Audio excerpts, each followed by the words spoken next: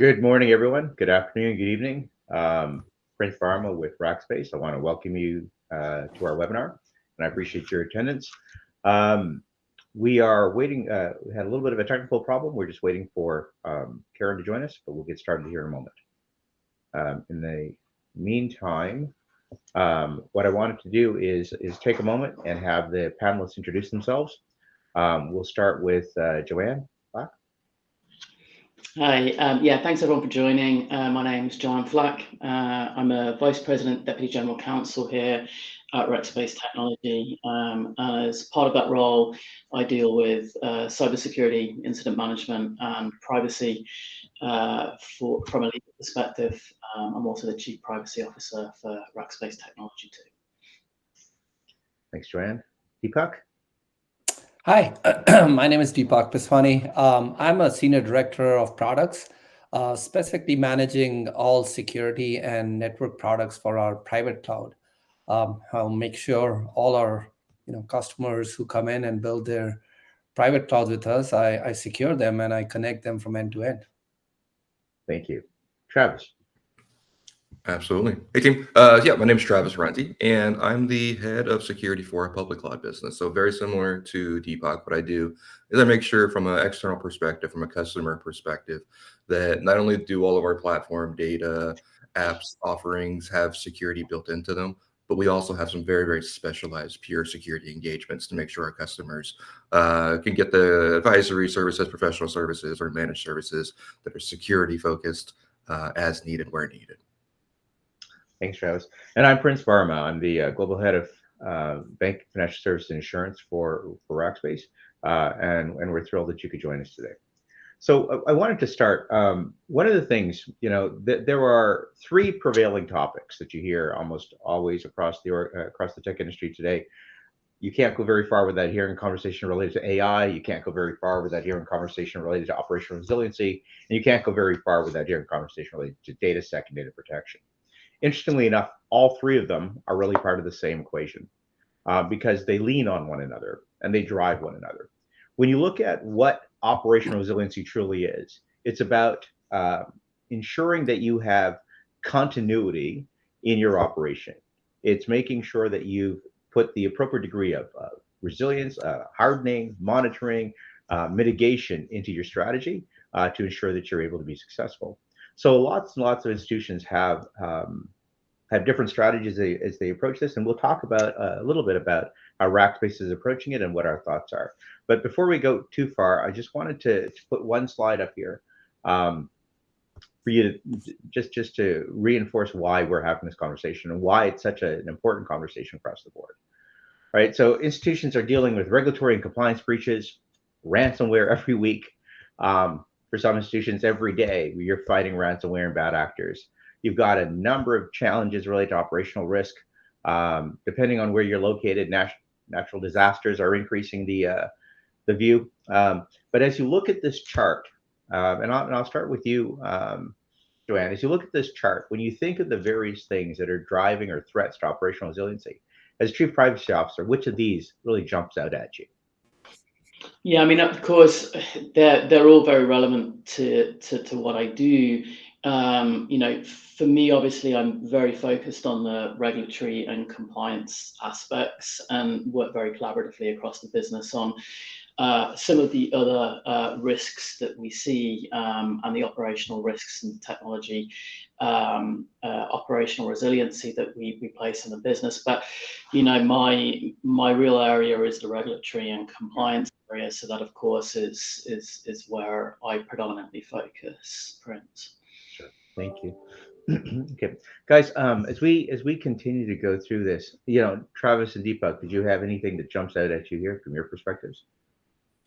Yeah, I would say, the geek in me wants to go to the technology failure, right? Because that's maybe a comfort zone and we like to dwell there. But I would say the practical experience tells me to orient towards operational risks, right? Technology will fail, of course, right? But ideally, we've built the operational rigor and the discipline and the awareness and the planning and just general elimination of the fog of war to know what happens and what's doing or what we're doing, who's doing what, who do we call, all those very, very, very basic things. So while technology can be quite complex, in this stack, it's a huge element to get right. We get that one right pretty often. I think we trip, like we being people, trip on the operational risks more frequently than not. Yeah, that's fair. Deepak, your thoughts? I would say, agree with both Travis and Joanne here, but I'm leaning towards the two that Joanne said, and I'll add a third one, right? So the regulatory compliance, definitely number one. I mean, with making sure the cybersecurity solutions comply with these frameworks, because these are complex, right? I mean, especially in the BFSI space. When you want to implement them, they introduce downtime impacting, core banking operations, etc. Right. So those two definitely come to mind. The third one that I have seen or experienced is what we've come across is a lot of financial institutes operate on legacy infrastructure. So it makes it very difficult to seamlessly integrate some of those with the new regulatory compliance requirements that come along. So compliance disruptions, and in the technology space, I would say some of the legacy systems that are still out there. Okay, so I'm going to jump to a question that sort of something that just is lifting off what Travis is saying. Look, cyber resilience then is not just about technology, right? It's about people, processes, balance. So when we think of things, financial institutions, our organization, institutions in general, how do we foster a security first culture? Joanne, as Chief Privacy Officer, how do you do that? How do you drive that? Yeah, I mean, I do think it's top down and bottom up, right? So if you're in an organization and you're expecting people to have a focus on cybersecurity and operational resiliency, it has to be valued within an organization from bottom up. It has to be something that you encourage and reward, and it also has to be time from the top. I also think operational processes and systems, as much as you can engineer those to have privacy and cybersecurity and operational resiliency by design, to really help to make sure that you're not trying to interject these factors into all of your operational processes, but they're baked in. It's what you are teaching people to think about as part of their daily job, and an expectation that they'll be touching on privacy, cybersecurity, and resiliency in running their individual business units and their parts of the business. And if you can start to get that, then I think that's where you really get the organization as your eyes and ears, and that's where obviously you can do your best job. So thank you.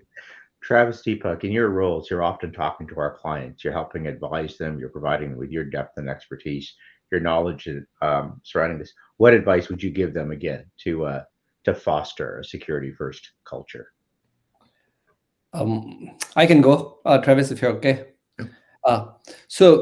Absolutely, Prince. I mean, as we work with our customers, we want to apply the same rules, right? I mean, what we have been doing internally within our organization. So, like, number one, I mean, top down, align with your CISOs and chief privacy officers, right? Like, I mean, have a tight alignment, work closely with them, because you should treat them as your internal customers, right? So when we work with our customers, we tell them, like, what are your goals and what are your internal practices that you have in place, and how closely are you aligned with your CISOs and privacy teams, right? That's definitely number one, to start building the culture. Second, of course, the training, can have the right awareness, the trainings around fraud and the data privacy laws that are out there. That's definitely important. And then what we also make them aware, especially, is that it's not just done once and move on, right? Like, you have to have constant monitoring, simulating real world attacks via penetration testing, implementing zero trust policies, etc., and then going that down path of implementing and executing on some of those practices. So I would say alignment, training, and then actual execution. I think that's what we tell our customers. Yeah, I would agree with everything both have said. Where I would expand is tops down, bottoms up, shift left, right? Those are all all the phrases, right? But Yeah. I mean, really, it has to be a tops down piece, right? So we're talking it, it's top of mind, we're aware, it's a priority, right? We're allocating cycles to focus on that work. Bottoms up, meaning, I love the concept of, we've heard citizen developer. I like citizen security deputy, right? AWS has kind of pioneered this with their Guardians program, right? Where they've certified security folks within their DevOps stacks, and they've really truly taken security experts out of the corner of the building, and they've distributed them evenly into each development team or each program team, right? And so, what that does is not only is security a consideration from the very beginning, which it needs to be, but what it also does is it makes sure that I think security historically can be that team in the corner that says no to all your hard work months down the road, right? And so we don't want that to happen, right? We want security to feel accountable to the business. We want security to feel accountable to the speed and agility in which our teams are being asked to operate at. And I don't think that you get that unless you take that team and you distribute them within the other delivery teams. They have to feel the pain. They have to feel the same priorities. They have to be motivated the same way. They have to get excited from the same outcomes. And one other piece that I would say is security can be pretty exciting. It can be pretty boring too, but it can be fun, right? There's a lot of really cool things that are in security. And I think gamification sometimes, some red team exercises can be really, really exciting for folks to be part of and see, okay, that's how that works. Oh, I understand why we do this now. Or, oh, I had not considered that. That makes this really, really, I'm going to approach this differently moving forward. So, folks want to see it practically. They want to see it in the wild. They want to understand the why. And so I think any opportunity to do that just makes it more an organic sort of consideration moving forward. Yeah, that's great. It's interesting. Years ago, InfoSec was considered a hurdle or a check mark as you went through the process of getting projects through the organization. Today, it's an integrated part of the strategy. It's an integrated part of what you have to do. That kind of brings me to the next question. So when you think, Joanne, when you think of the top priorities for CISOs and chief privacy officers, what are the key components of a modern resilience strategy, right? They've evolved, as we just mentioned a moment ago. But what other strategies have evolved? What are we thinking about from a component standpoint to address today's cyber threats? Yeah, I think the thinking, especially as I say, I'm very focused on the regulation and the compliance aspect of these matters. And I think when we look at those, there's definitely been a shifting of focus that we see in the regulation and the compliance requirements. We used to talk about data privacy as the hygiene of collecting and maintaining and deleting and securing data, but securing data was really somewhat of an afterthought, and the idea being that if you could build some technical and organizational measures, some reasonable baselines, you could build a hard shell and adversaries would not be able to get at data. And then over time, we've seen kind of regulation and compliance shift, more of a focus on cybersecurity, kind of through rulemaking and guidance and also decision making, to start to specify what some of those reasonable technical organizational measures are and start to think about cybersecurity more holistically. And then I think, what we're seeing now is a shift even from being prescriptive over reasonable cybersecurity controls and thinking that we can get very granular there and build cybersecurity controls, even like zero trust, that assume somebody can be in your environment and you're still protecting it. We're now seeing that move to operational resilience. And that's really the reality, which is you can have reasonable technical organizational measures. You can have an architecture that is designed to prevent lateral movement and attack in your infrastructure. But nonetheless, that still may fail. And at that point, you're down to operational resiliency. And we're starting to see the regulators focus there, especially in regulated industries, critical infrastructure, noting that we should plan to fail, and how we plan to fail is important.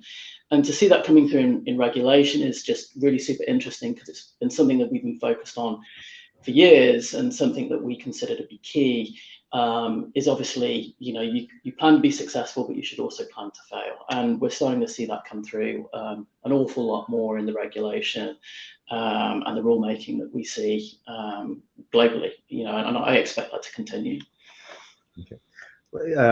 Travis or Deepak, from your perspective, what are some of the other key components? Firstly, commenting on what Joanne said, but in addition, from a technical perspective, what are some of the key components or changes you're seeing from cybersecurity priority perspective?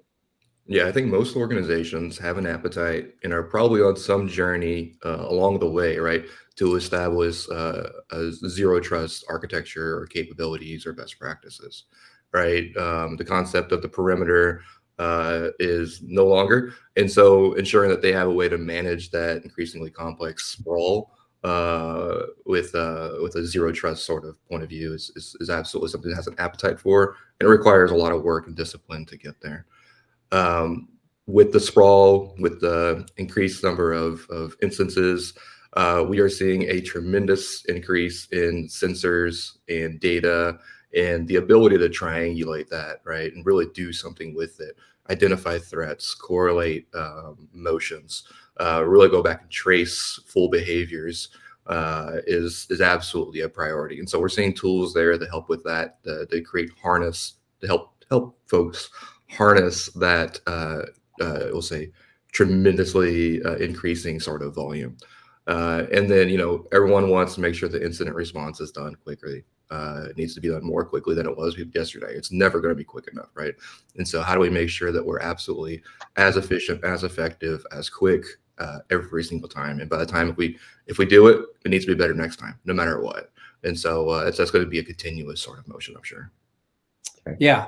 I mean, I totally agree to all of those. And zero trust architecture, number one, like as Travis pointed out, I mean, that's the key.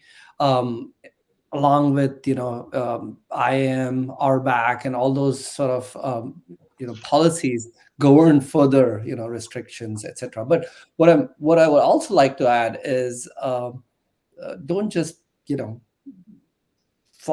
move everything as compliance to meet the compliance assessments, right? Like as you work towards these, ensure there's adherence, right? So start with, I would say, an isolated environment, given all the complexity, before you do the full-scale deployment to minimize any disruptions there. But overall, everything that needs to be done in terms of meeting those standards will require automation that's coming into play now with the complexity that needs to be built in. So I think all those factors will come together. Look, I'm listening as I listen to the three of you. Clearly there's a shift from prevention to cyber resilience, right? And it's continuing to gain momentum, and it's continuing to change. So, when organizations are adapting their strategies to, help me understand or share from your perspective how organizations should introduce strategies to not only prevent breaches, but to also ensure rapid recovery when incidents occur. So, give me some of your thoughts around that. Joanne, we'll start with you. Sure. Yeah, I mean, especially from where I sit in the organization, a lot of this is about making sure that you have a process, you have a procedure around, the way things should go. Talking about detection and incident response, really important that you have thought about how that will work, and that you have run books and playbooks and policies and all of that good stuff. But it all becomes rather redundant if you're not sitting and doing tabletops, if you're not working through real life scenarios. And when we look at the slide that we have on screen right now, it goes further than incident response to, are you testing your business continuity planning? Are you actually failing over your disaster recovery environments? And are you actually implementing those processes before you need them? And are you familiar with them? Can they be deployed seamlessly? That's been something that I think security professionals have been focused on for some time now. But we're starting to see how we can start to run automation in there so that we can do things quicker, more efficiently, especially in the fog of war. That we have, more rapid insight, more monitoring and awareness of the environment and what's going on, and that it can take some of that burden off of the team when you're looking into a resiliency event, because ultimately, those are events you'd rather not have, and the more and more that you can flex that muscle, but also supplement and simplify, including using technology, that just really helps to make sure that you're moving seamlessly in the moment. And technology providers can certainly help you with that in the way that they architect a solution, the monitoring and the alerting that's on a solution, and also the way that it's designed to fail over, and the amount of automation and AI that we build into a solution to assist.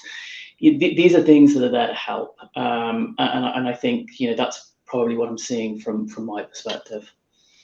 So Travis, Deepak, right, when we think of this, as organizations are examining this, they're going to require cutting edge technologies to stay ahead of these cyber threats.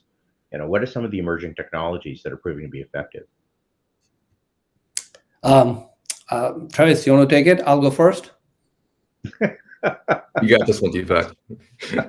Either way, I mean, I don't want to cover all the points here, but look, I would say AI plays a big role. We have now available AI-powered ransomware detection tools, based on behavioral analytics to detect anomalies. I think those are definitely the ones we are looking at and implementing in our environment, and we recommend those to our customers as well. So stay ahead of the game, right? I mean, if we have access to these tools, I'm sure the threat actors have access to them as well. So that's number one. In our, as these attacks get sophisticated, I mean, we want to stay ahead of it and look at some of these AI-powered tools and incident detection response technologies that are available out there. So that's one. In line with what Joanne was mentioning earlier, and you asked that if it happens eventually, we got to make sure we have tools for that as well. So immutable backups, air-gapped environments, and storage are particularly critical, especially when it comes to an industry like banking. It's I think extremely important. So we were just talking to one of our customers there. We brought this up, and I was like, you should think about microsegmentation and immutable air-gapped backups that you should apply. And then the third one that I like to add is it's not just endpoint detection or network security. It's all about XDR, the extended detection response, where you can ingest now alerts from everywhere, right? So it's from your endpoint, from your network, from the cloud, and all the places for doing the true correlation to find out where exactly what's going on is important. So we're implementing it in-house for ourselves. We recommend this to our customers. So I would say AI-powered tools and technologies, the air-gap solutions, and then finally the XDR piece that helps us stay ahead of some of these things. Yeah, absolutely. So I'm going to kind of just expand upon what Deepak said. He said everything I was going to say. No, I'm kidding. So I mean, let's outline the breadth of the situation that we're working with here, right? When we think about the logs or the sensors that an effective XDR solution should ingest, or it's responsible for ingesting and correlating, you've got endpoints, right? You've got host-based logs, you've got network security, you've got network devices, you've got net flows, you've got identity events, you've got platform level events, you've got application database level events, you've got threat feeds, right? This is just a portion of a thing that of a view that your security posture should have to effectively make decisions, take actions, and glean insights. And that's just not, I'll say, manageable at a pure human layer. So you need to ensure that you establish a tool set that can do that for you. And so harnessing that, right, through a proper SIEM and XDR platform really is absolutely critical. I would say expanding upon that, and we actually touched on it earlier in this conversation, is the security ecosystem is tremendously complex from a tooling perspective, right? There are hundreds of tools. They're all specialized in their own way. Some do multiple things, right? But reality is the appropriate answer is that whatever suite of tools that you land on, that they interoperate and integrate with each other easily. And so ensuring that you go through with these tools and not just picking these really cool capabilities, ensuring that whatever collection of tools that you choose provides you a one sort of experience, right? One integrated sort of experience. That's a very tough thing to do, but it's absolutely necessary in security. Looking through a single scope of things and being able to form a holistic opinion is not going to happen unless you have all things integrated through a common lens.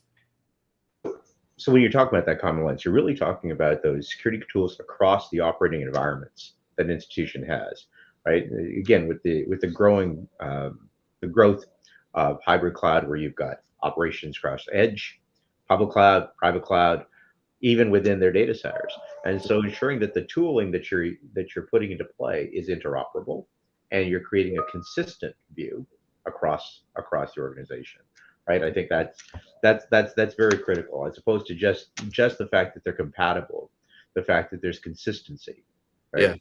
Yeah. And if you think about it, right, Rackspace is a hybrid cloud, multi-cloud company, absolutely, right? But when you look at technology stacks, sometimes it's hard to be successful in a hybrid or multi-cloud architecture. But if you go to look at security specifically, it is hybrid multi-cloud by nature, right? It has to be, right? You're looking at physical locations, you're looking at virtual locations, hyperscalers everywhere.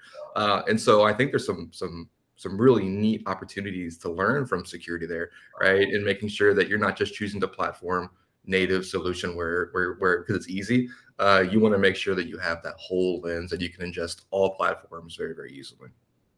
So from a practical perspective then, I mean, typically institutions have a siloed approach, whether they mean to or not. Things turn into a siloed outcome.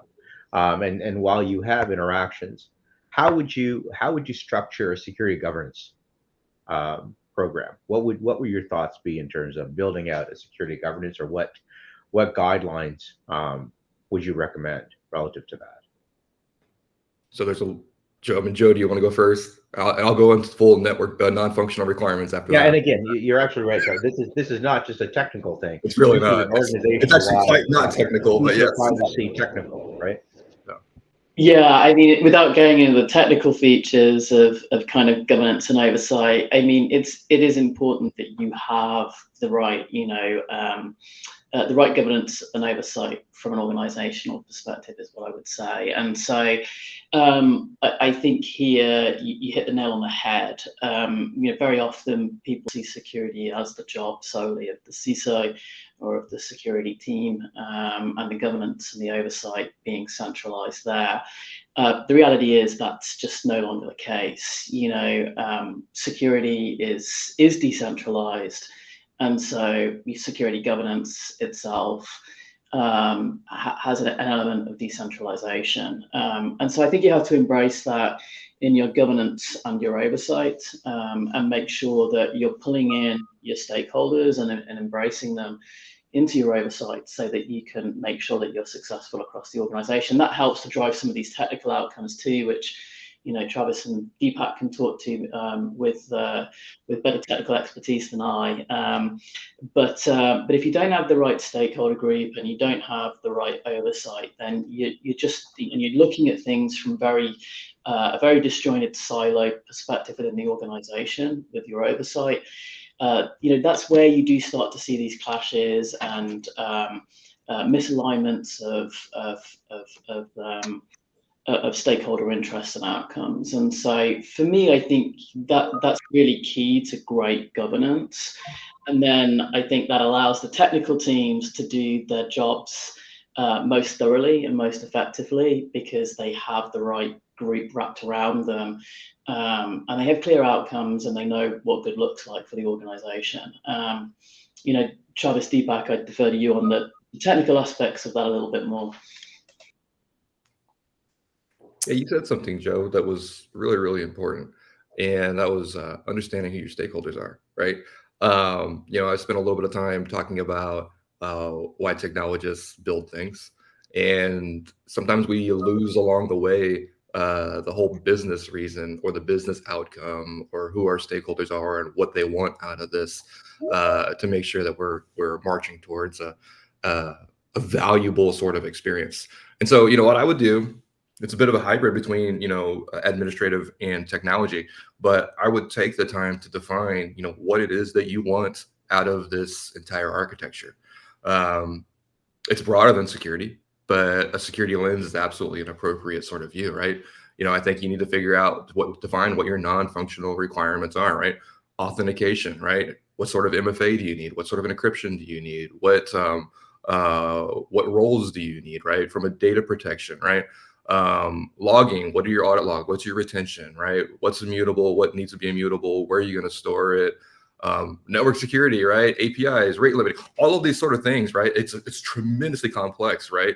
But I think going through and saying, here's a scenario, here's an outcome that we want this of uptime, we want this recovery period, we want to be able to identify alerts or incidents in this time, we want to be able to isolate in this time, right?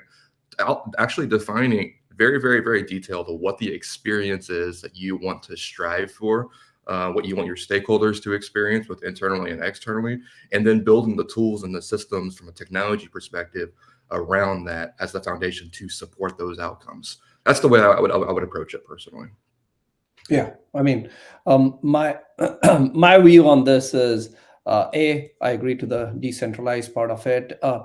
Look, when you're talking about security and implementation, I'll be honest. I mean, at times it happens where, given I own the security on the private cloud, I tend to start having that, view of only looking at it from private cloud, and then suddenly realize, like, it's not just about private cloud or public cloud. I mean, if you look at it from your stakeholder, your customer, internally or externally, it's about the horizontal layer of cutting across multiple technologies. Some of the ones Travis mentioned, where it's about the outcome that you are expecting from overall end-to-end security, right? So it doesn't matter if it's, for us, private cloud or public cloud, or Karen, who's struggling to join our CISO, who takes care of our internal, security.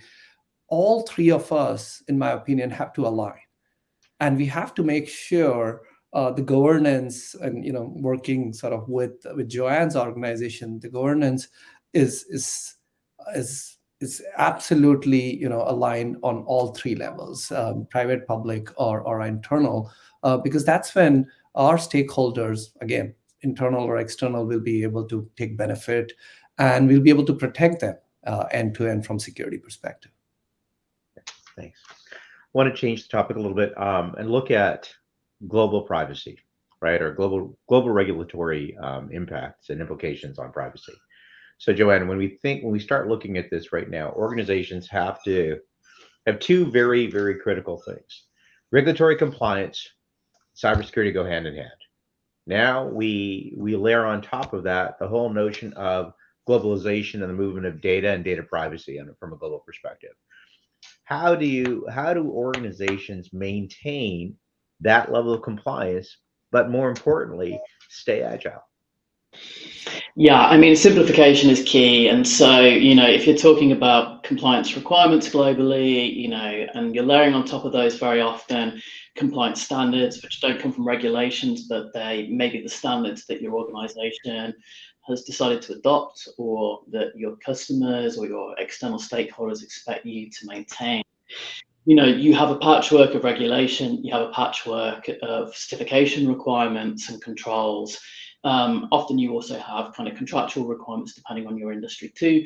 And so, you have to really simplify those down into requirements. So if I look at, for instance, say encryption for REST, just looking at standards, we see that in ISO 27001, we see a similar requirement in NIST 853. We're now seeing it come through in the sys controls, for instance, and each of them has a requirement for encryption at rest. On top of that, you may have contractual requirements. If you're subject to certain regulatory regimes, you may be also required to encrypt certain data in certain ways, either at rest or in transit. That's just one requirement, but our jobs is to simplify that as much as possible for our organization. And generally, you're not working to the lowest level of compliance. As we spoke about, you're working with your stakeholders to determine what the actual operational and the operational outcome should be for the business, right? So with that, very often it's not the compliance baseline, it's something that's impacting the experience of the organization. So you understand where your requirements have come from, and then you work with your organization to determine, okay, that's your baseline, but it's very uncommon actually that people decide that's where I the baseline. There's generally a user experience or a reason you probably want to exceed that expectation or aim to exceed that expectation, and that's what you then bring into your operational teams. That's the internal standard that you work to, and you try and make things as simple as possible as you can. It's not an easy task, even when we're talking about kind of solely legislation. Forget about your contractual requirements, your certification requirements, any of your internal preferences. I mean, there's over 200 legislative changes internationally on average every single day. And a large chunk of that nowadays is kind of privacy, cybersecurity, operational resilience focused. It's a big area that of focus for legislators. It's a lot to keep track of, but that's why you have good technology partners, you have good internal teams, and you're really trying to make sense of the chaos and make it easier for people to orientate and develop what they feel is a reasonable set of requirements internally, is what I would say. Okay.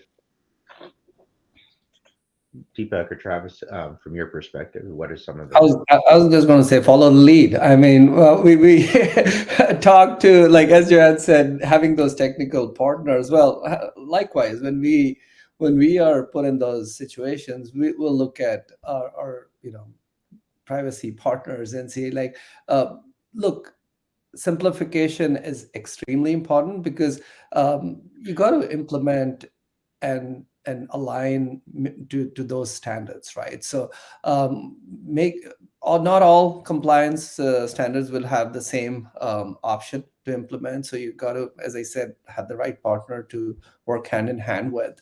The other thing, which I'm pretty big on, and try to implement along with having all these regulatory challenges, is automation. I push our internal teams a lot, because what happens is, I mean, this is what I've actually run into a few times, is by the time you're done implementing some of those things, a new one comes along, right? And you start all over.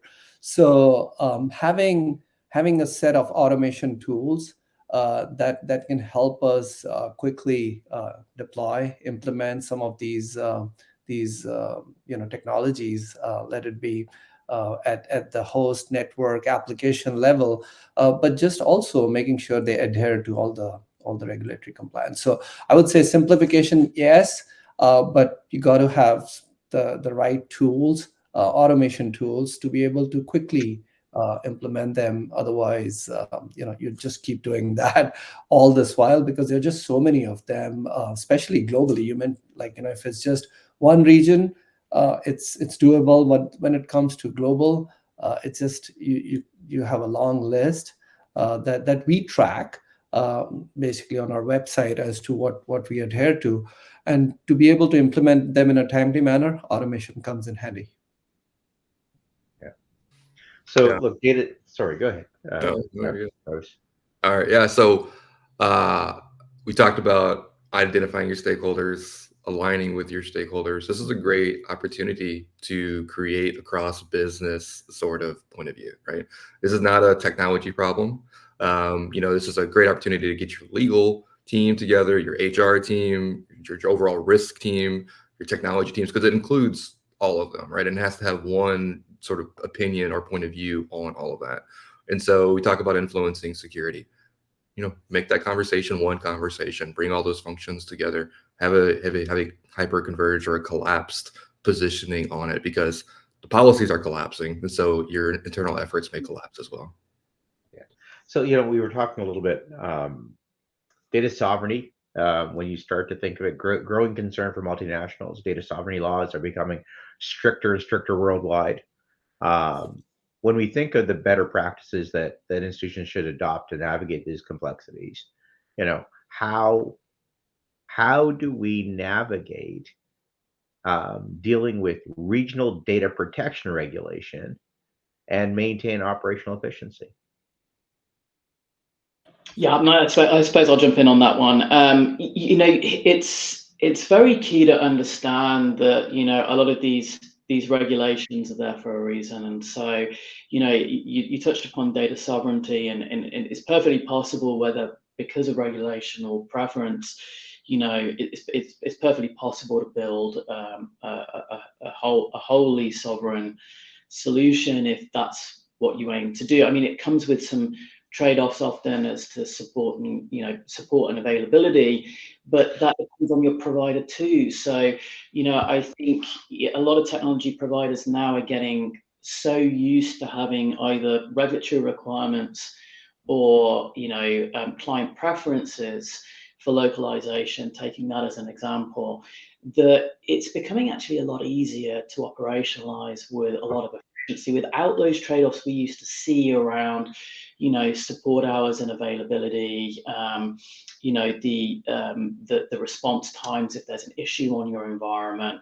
And so I think a lot of those efficiency trade-offs that we used to see, now they're getting less and less, because it's becoming more of a norm for folk to want to have these options, and the more and more that becomes the case, the more and more it becomes available in the technology stack too. And so I'm actually seeing those efficiency trade-offs less and less as the compliance environment matures further. I don't know from a technical standpoint, Deepak and Travis, what you're seeing there. Yeah.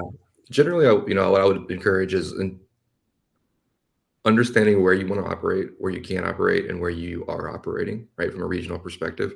What I've seen in the past is a company may have a very, very specific data sovereignty position, but that position may not be absolutely prevalent among the deployment team or the architecture team, right? And so they may be operating in regions, they may be, transferring data in regions that the overall organization absolutely has no awareness to, right? And so ensuring that position is absolutely very clear end to end, right? And when you're operating with a hyperscaler, I think it's important that just because you choose a zone or region within a specific country doesn't mean your data stays there, right? And so ensuring that you understand not only where the compute exists, but where that data could go, and how appropriately is that data classified, right, are absolutely very, very, very critical things. We've seen, I'll leave it there, right? But just make sure that you understand exactly where your data is going once it's there. Just because you choose where the compute is doesn't mean your data stays there. Yeah. No, I mean, this is so near and dear, Prince, to the topic. I earlier this year spent some time training our sales teams was around the cloud repatriation, and one of the key reasons was data sovereignty, right? Lots of inputs here. Number one, what happened is at times customers just lifted and shifted, went to the public cloud and realized, oops, we may have broken some of those data sovereignty laws, right? So, or we need to adhere to those policies. So I think as Travis was mentioning, even if you go to a hyperscaler and even if you're in the region and have your data there, it doesn't mean it's going to stay there. It's going to move, right? So what we always tell our stakeholders is have the right cloud or a cloud for the right application, right? So for your data sovereignty, especially, make sure you have the right hybrid approach that you take.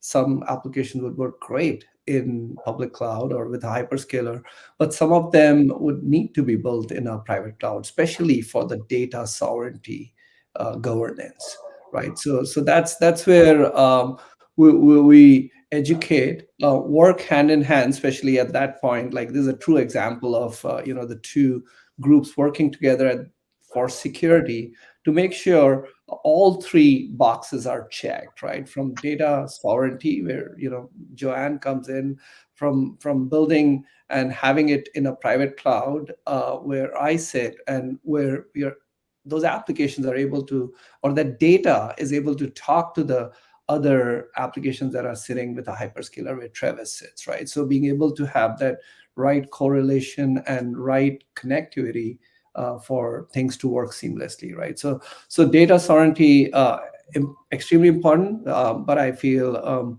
it, depending on the application, it needs to sit at the right place, and I feel it's the key here. Yeah, let me sort of put a different snag on the data sovereignty conversation and say, when you're looking at data that needs to be utilized interoperably across multiple regions, right? So now you've got a sovereignty challenge because the data is moving from one country or one potential region to another, but you have multiple entities, multiple groups organizationally that have to interact with that data. How would you recommend institutions deal with that? Certainly, so many global organizations have this problem. How would you recommend that they thread that needle? Do you want to go at this from an architecture perspective? I think probably first. Yeah, I mean, look, there are multiple ways, Prince. I mean, first of all, as I said, I mean, in my own vested interest, you could have it built in a private cloud, and have multiple copies, at least built if it needs to be used across different regions, because that's important. What you have is, at least I'll tell you from a quick high level architecture perspective, is we've helped our customer where the data stays in one place because of the data sovereignty, and have the right what we call as the backbone or the network connectivity to be able to access those at high speed, right? Where you meet the latency standards, you meet all those other standards. There are other ways that possible, but I mean that's one of them that comes to mind. Yeah, and I would spend 80% of my energy ensuring that I have appropriate classification of my data, right? Knowing what data is sensitive, who has access to that data, reviewing the access controls to enforce that, and then regularly auditing that, right? Just to make sure that what was once continues to be the case. Teams make, on the fly engineering decisions, right? Did that affect where your data is going or how your data is being managed? An original architecture decision that was made that was, very crisp and clean. The real world happens to it over time, right? And so unless you're continuing to operate with a very, very clear lens of what data is the most critical, where is it going, who is accessing it, and that has to be a continuous process. I would say that's probably 80% of the battle for me. It's not a technology problem; it's an insights and tagging problem. It's interesting. Joanne? Yeah, no, I would agree, especially around the classification, right? And so I think that really becomes key, because you need to distinguish between, as we've talked about, data that truly does need to stay in one region, including even access.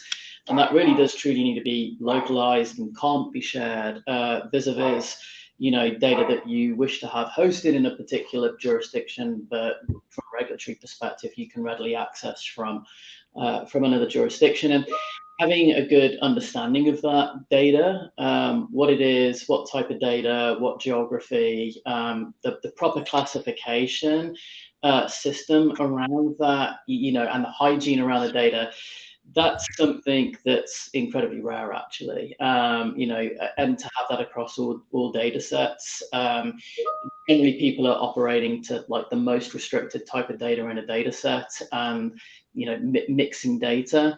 And if you can become much better with your hygiene and split that data up into different buckets and isolate it, gives you more flexibility as to what you can do. And so, yeah, I think very much to kind of Travis's point, the proper classification and thinking very carefully about how you store those individual data sets, what should be a mixed data set, what shouldn't, that will give you the greatest flexibility over what you can do with that data and where you can take it. And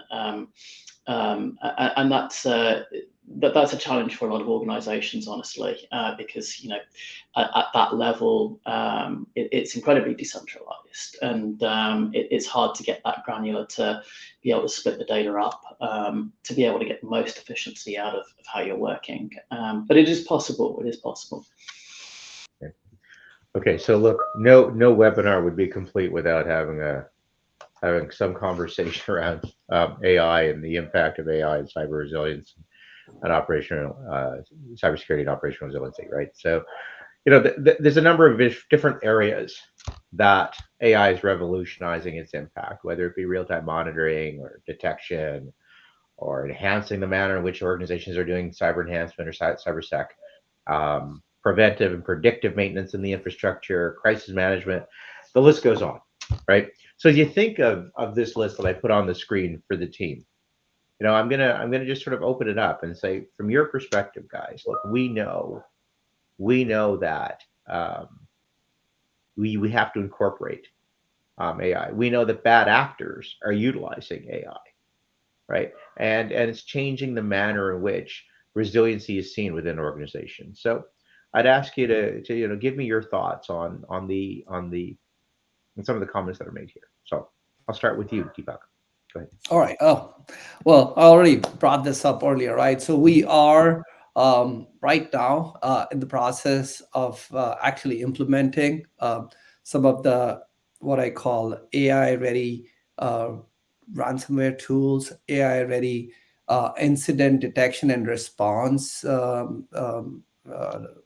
tools in our environment, which eventually will help our customers, right? Because remember, I started off with, we secure our customers' applications, data, and their ecosystem when they come and build a private cloud at Rackspace, right? So we have to make sure we stay ahead of that curve, right? So we are actually implementing some of those right now, and then making sure we guide our customers, our stakeholders as well, to be able to do the same at their end. So right, we can security is, as everybody puts it, a shared responsibility. In our case, we get them the right tools in their hand to be able to protect their environment, but for us, be able to detect, respond, and remediate with AI-driven tools. So that's something which is pretty exciting, to be honest. Being able to see, we're running some of the POCs right now where it works. I mean, you get to see some of these incidents being detected faster than I've seen, being able to blocked and responded to, and in some cases, not everything, because it won't work across everything today, I'm sure in future, but being remediated as well. So if you look at it, the combination of two of my favorite things that I've been talking about, AI and automation working together is the way to go. And in the list that I see, I mean, fraud detection, prevention, cybersecurity enhancement, all of these will help us eventually not only safeguard our customer's environment. But going back to Joanne's point, be able to meet some of those standards that are becoming stricter and stricter in terms of what we have to do to meet them. So. Yeah. Yeah, absolutely. So I'm taking a similar lens of what Deepak has said, right? Absolutely excited, and we are leveraging AI to do automated orchestration, automation, and response, right? So absolutely there. But then you need to take it a step farther. Automated predictive threat modeling, right? So we understand and we can anticipate the attacks better. And then from there, once we're anticipating, we could actually be more autonomous on the threat hunting elements, right? Ensuring that we are going on the offense there. But that's AI to create value, but it's also AI to offload some tasks that we're doing today manually. And so what it does as well, in addition to giving additional or increased insights and more rapid response, it frees up our team members to have those more consultative engagements, right? Let systems do system things, and then let our people have conversations with customers, have conversations with the CISO, have conversations with the legal team and say, where's your horizon? Where are you wanting to be? What's your strategy? Have you considered this, right? Let's build a robust plan, right? Which is a very human process, but we have to create the cycles to allow our humans to have those conversations. And so for me, that's where I feel like AI plays the biggest role is creating that space. Yeah, I would agree with all of those comments, and as well as kind of, creating space and capability. I think one of the things is AI is just better than human beings at some things, like complex pattern recognition. So it isn't just taking what humans can do and taking that workload away from the team and providing you resources. It's not just about providing a distinct capability from a technical perspective. There's things that AI itself can do much better than a human being, and we're starting to see that in some of the functionality that comes through. AI solutions can see patterns that are just incredibly difficult through other forms of automation or through human oversight, and that I think is really important too. And ultimately, I don't think there's much of a choice here. It's perfectly possible to have great AI governance and enablement in an organization. And I don't, when we come to security, I don't think there's an awful lot of choice but to embrace the capabilities that AI offer, because you're working with adversaries that have AI at their fingertips. And this is a technology that I think is table stakes. Fairly easy to enable from a governance and oversight perspective, and something that organizations be well advised to lean into, but with appropriate advice. And we've been doing a lot of this with our FAIR engagements, is making sure we wrap around customers and take away that fear of using AI appropriately and responsibly, guiding them on how to govern it, the best place to deploy it. And that for me is one area where I see a very distinct advantage of AI. Yeah, I think the big thing to recognize is that from AI is now really it's a tool. It's not a fad. It's something that you have to incorporate into the fabric of how you do business, and how it becomes an effective mechanism that permeates the manner in which you approach your problems. Look, to kind of summarize here a little bit, we've covered a lot of topics over the course of the past hour, but there were 2 or 3 key themes that were constant. The first is resiliency across an organization has to be organization-wide, right? Governance is a partnership across privacy, CISO, technology, InfoSec, right? It's not a technical thing. It's not a people thing. It's that balance of people and technology. And it is an approach, right? It is not a strategy. It's an approach. It's not a set of tools. So having said that, tooling has to be interoperable, right? It is not tooling that you bring in for one side of the house or the other. You've got to have consistency, not only in terms of how the tooling engages with itself across the board, but how it supports the organization's enterprise or estate footprint. Governance is critical. Governance is critical. You can't just try to do things at the end and hope you'll get the checkbox, or you can't engage in technology and then watch it go not be deployed because it doesn't meet overall standards. Finally, think this across the life cycle. Resiliency is about hardening the environment, trying to prevent what takes place. It's about monitoring the vulnerabilities and monitoring the intrusions through automated threat detection, through predictive threat detection, through incident management. But it's about monitoring, and then finally, it's about remediation, because there will inevitably be a problem. And the key here is, how do you ensure that you are able to remediate that in such a way that you're protecting not only your organization, but your organization's clients' data?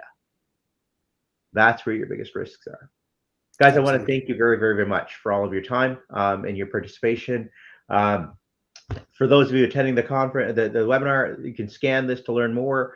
There is a slide deck that sits behind this. We're happy to answer any questions. We want to thank everybody for their participation. Joanne, Deepak, Travis, and Karen, thank you all, and we appreciate it. Have yourselves a great day. Bye. Thank you.